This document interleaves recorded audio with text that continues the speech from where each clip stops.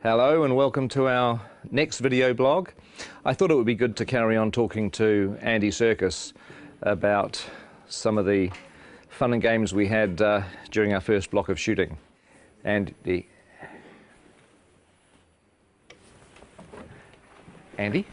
Where is he?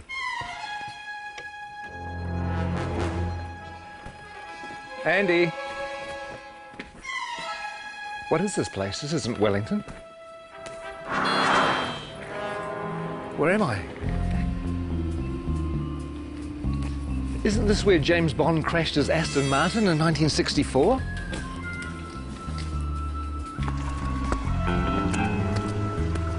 And isn't this where Red Grant trained to be an assassin at the beginning of From Russia with Love?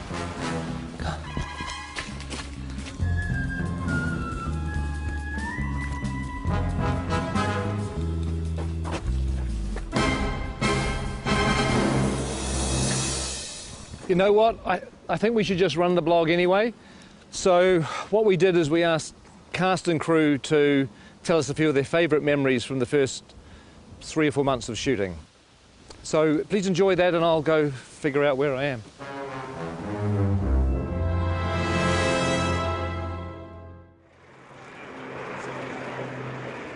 What are the things that stand out for you the most from the first block? I think for me my favourite stuff we've done so far has been Gollum's cave. Was that precious? The way that Pete did that scene, it felt like I was watching a play. It was sort of like you could just sit back and watch these amazing guys do their thing. Him and Martin together were fantastic. It was really cool. Trying to get back into the head of Gollum. I don't know if I ever told this, but it felt like kind of doing an impersonation of a character that I played Yes. a long time. It was weird because it was like, you know, having to re-own it again. Yeah, it was pretty cool. It was a nice way of starting. I felt sorry for Martin because he was suddenly thrust into having to find the character of Bilbo and have to deal with you for a whole week. Going at him the whole time. I mean, it must have been a bit intimidating. Blazes and splashes. That's a meaty mouthful. Yeah. It's going to be a good movie. Check it out. After 2 years of, oh my God, when are we ever going to shoot this film? We had 13 dwarves and a hobbit. We might have had a wizard as well. And suddenly, it's real. Seeing the sets were like amazing. That was true. I mean, coming to Bag End for the first time and walking through. That was our first day, wasn't it? It was, First day on the job. That was amazing. Can you name them? Name the dwarves. Ori Dori Nori, Biffa Bobba, Biffa... Biffa Bobba Boffa, Ori Nori, Nori. I can never remember. See, that's the problem. You can't even remember who they are. You have Philly and Killy. There's Thorin, and there's Loin, and there's Oin, and Dwalin and Balin, and there's Biffa, Boffa and Bomber, and then there are the three Dori, Nori and Ori. I think that's it, isn't it? I think so. 13 Dwarves is one of the reasons why I dreaded The Hobbit and why I really didn't think I was going to make it for such a long time. But the irony is it's turned out to be one of the joys of the film. Oh my God.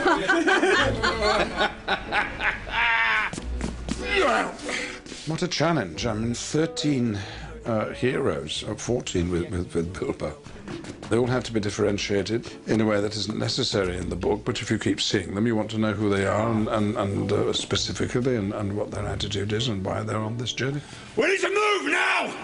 Come on! Some of the best memories were getting the dwarves ready. Everybody has helped these actors kind of find their way through lots of rubber and lots of hair. Walking through Weta and getting to see our designs and going, actually, God, I look amazing. I look the most amazing of anyone. That was probably the best day, wasn't it? Mm-hmm. Yeah. When you all said, gee, Jed's amazing. That's an amazing We design. did, yeah. Some of them actually look pretty bad before they get into the prosthetic. Some of them, in fact, for some of them, a prosthetic is making them look better, to tell you the truth, which says something. Mark Hadlow, for example, springs to mind. I have this lovely bit down here, and then this moustache that comes up here. I look stunning. Actually, look, I should be in centrefold. One of the things that quite early on we discovered was that Mark Hadlow likes to dress up in costumes, mainly sort of military type things. And the really weird thing about his sailor outfits is that below the waist, nothing. But again, you know, he's a nice bloke though. A little bit to cut. A little bit to cut.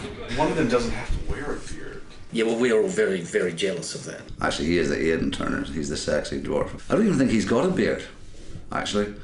Mainly because he's not old enough to grow one. He's the hot one, I suppose, if you like that kind of thing. But if you like knitted cardigans and knitted mittens, then I'm your fella. If there was a boy band in Middle-earth, he would be the leader Williams. of the Robbie Williams of the dwarf world. Whereas you'd be roadie, I think. Yeah, the roadie. Bomb would be a roadie. I think when people see the beards are going to come back in big time. They are. Huge. Give us a kiss. Gelek Dashudba. Gelek Dashudba. We've all learnt a bit of the dwarf language, Kosdor, so we all have a kind of selection of words to fall back on, curses and battle cries. I mean, we speak Dwarvish to each other most of the time when we're all set. Okay, here goes. And Peter can guess what it is, and then I'll tell people. Caused Belcour. Caused Belcour. Caused Belcour. Peter? It means mighty dwarf.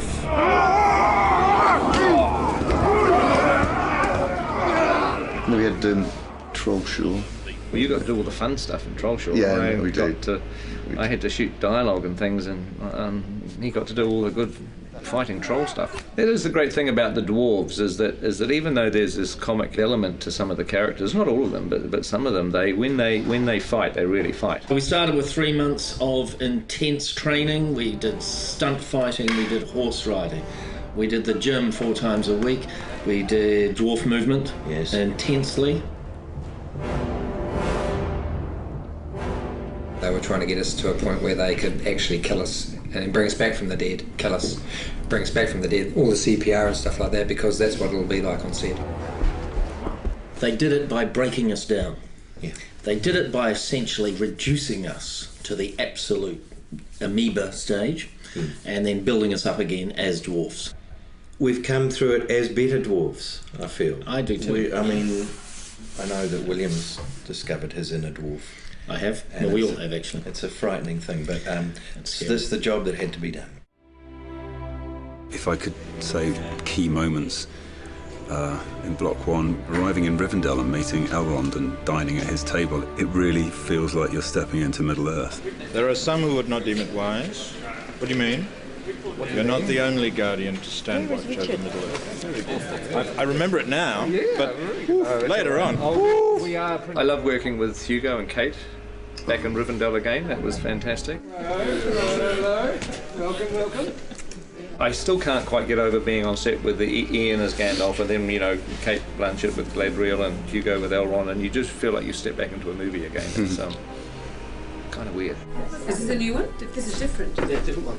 High points really, I think, was getting Kate Blanchett with a long train. Beautiful. Kate, that's beautiful. That is. They're all going to want one. Just don't ask me to walk anywhere.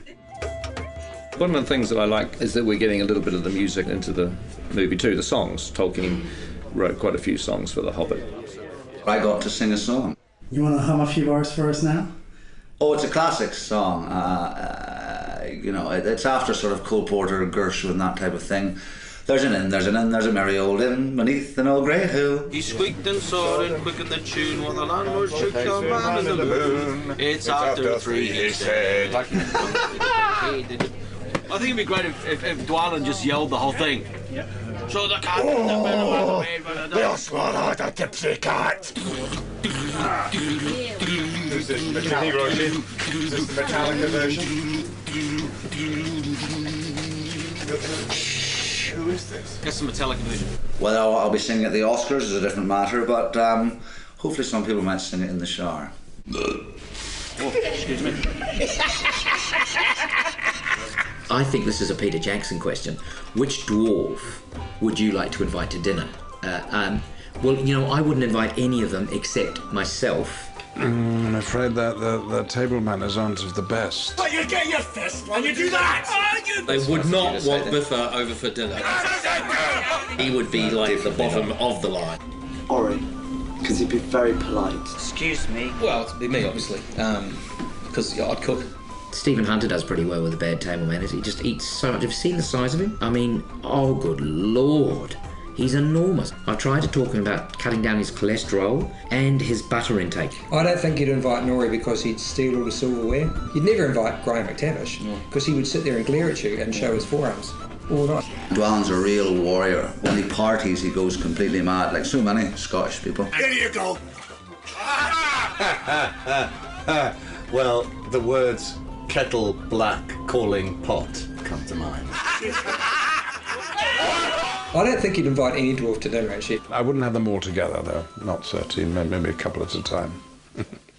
Special person to meet here, John Rhys Davies. It was fun on one of the days that we were in Bag End with the dwarves that John Rhys Davies came to visit. Oh, yeah? And it was great to introduce him not only to Gloin, who's his father in the story, but also to all the other dwarves.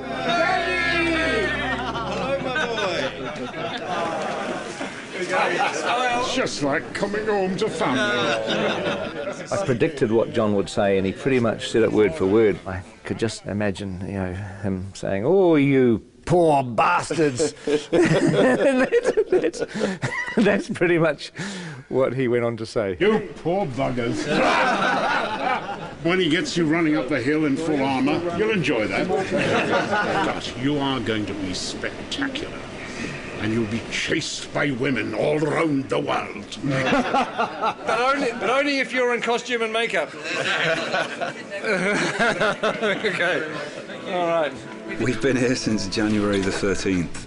So what is that, 5 months? And we haven't even scratched the surface. Who are you doubling, Pete? I'm doubling Stanley Kubrick. One of the biggest moments was when we all put our gear on and we all stood together, sort of looking around at each other into the characters' faces. To stand in a circle and look at the guys that were going on the quest, I got a real tingle up my spine.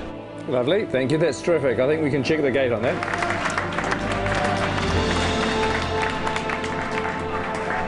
Thank you very much. Thank you, guys. Thanks, guys. Thanks very much. It's terrific. Thank you. Bittersweet moment, but it's time to leave. Hasta la vista. Then driving off. I'm waiting for somebody, sorry. There could have been even... I know. Just go. Oh, really? Yeah, just go.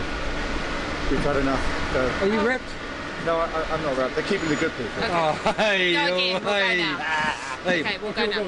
It's a bittersweet moment, but it's time to leave. Hasta la vista.